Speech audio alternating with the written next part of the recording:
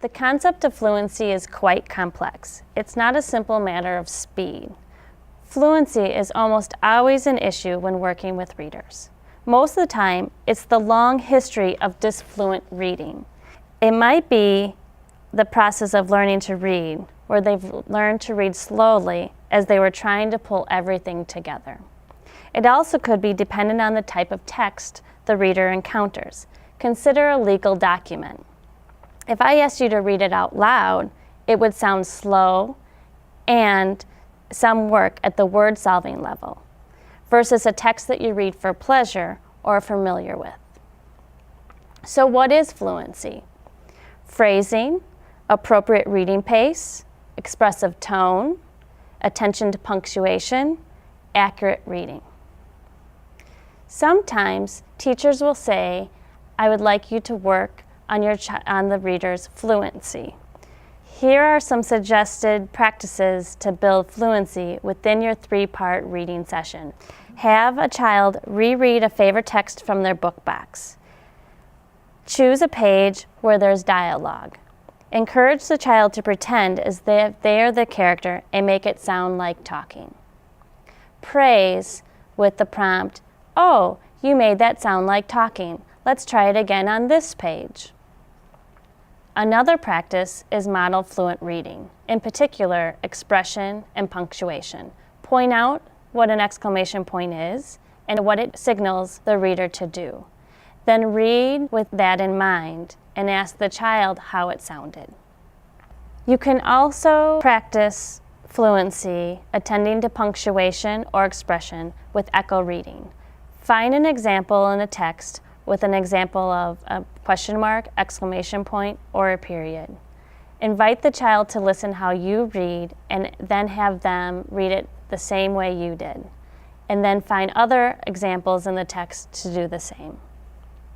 A practice to improve pacing or speed, choose a page or ask the child to select their favorite page and invite the child to read along with you so they can increase the pace of reading to make it sound like talking and not word by word.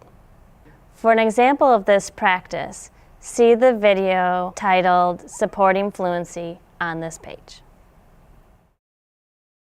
In this segment, we will be exploring ways to support children when they encounter difficulty. Before exploring practices, let's review what is reading. There are different views of reading. Ultimately, reading is a message-getting, problem-solving activity which increases in power and flexibility the more it's practiced.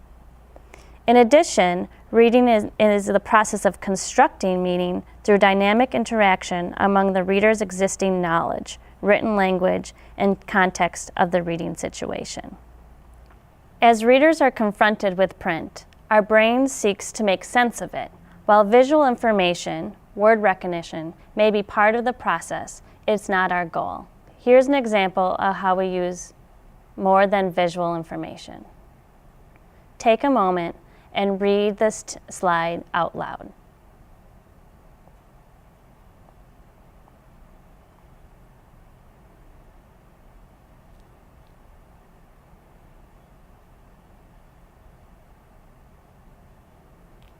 Notice anything? There are 6 examples of how you used more than visual information to construct meaning. There were 2 thes. You might have noticed you read boat for boot. You replaced through for where it said though. You might notice that it was a part, and you know it should be a part, one word. You might have replaced she for he, as you knew in the beginning of the story it was about a girl and her boat. And the last air, you might have replaced of with have, as it structurally should say should have, not should of. So do you see how subconsciously we ignored the air to make reading make sense? That's our goal. Reading is about making meaning, not reading word for word. Here's another example of how the brain makes meaning, even though we might not have all the visual information in front of us. Take a moment and read the story, Fisherman and His Wife.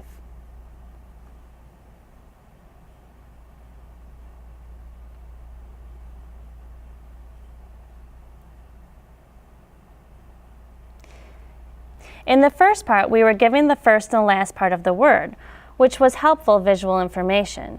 In the second line, we had to only rely on the ending, which made the task more difficult.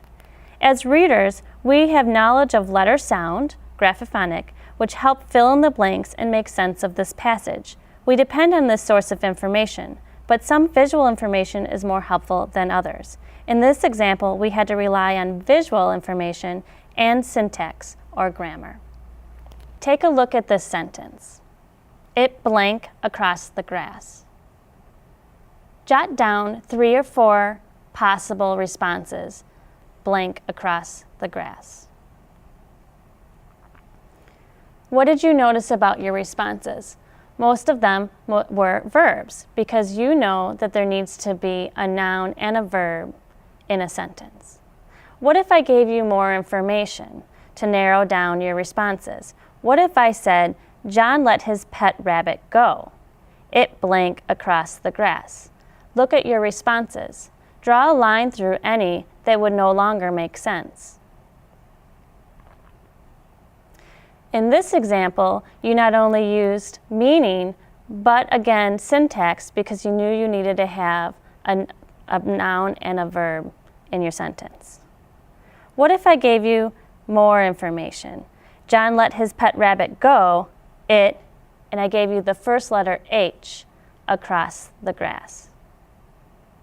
Take a look at your responses. Is there a correct one? How do you know? Based off of visual information. In this example, the reader monitored for understanding of the text and searched for more information to correct for the correct answer or to problem solve the response. So you can see how reading is much more than sounding out a word.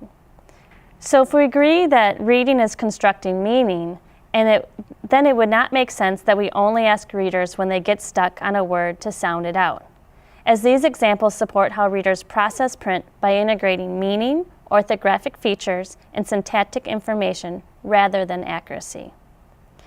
Here are some practices to support readers to construct meaning and become independent problem solvers during your Read to Self segment of your 30-minute framework. Ignore errors that don't change meaning. So for example, if the child said, I saw a lion, but the text said, I saw the lion, let that go. When readers make a meaning change, error, wait. They may self-correct it later. If they don't, go back later and ask them to reread and make sure it makes sense. So for example, the child says, I was a lion, but the text says, I saw a lion. Let them read to the end to see if they self-correct, or invite them to go back and reread to see if it makes sense. When readers stop because they're unsure of a word, wait to give them time to figure it out. Remind them to use the stuck on a word strategies. You can find these strategies in your tutoring tips packet on page 17.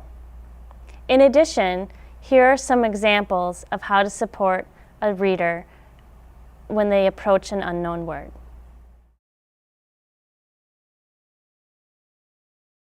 There may be times the best solution is to either provide the child the word or give them a choice. It may be blank or blank. Reread to see if it makes sense and looks right to you.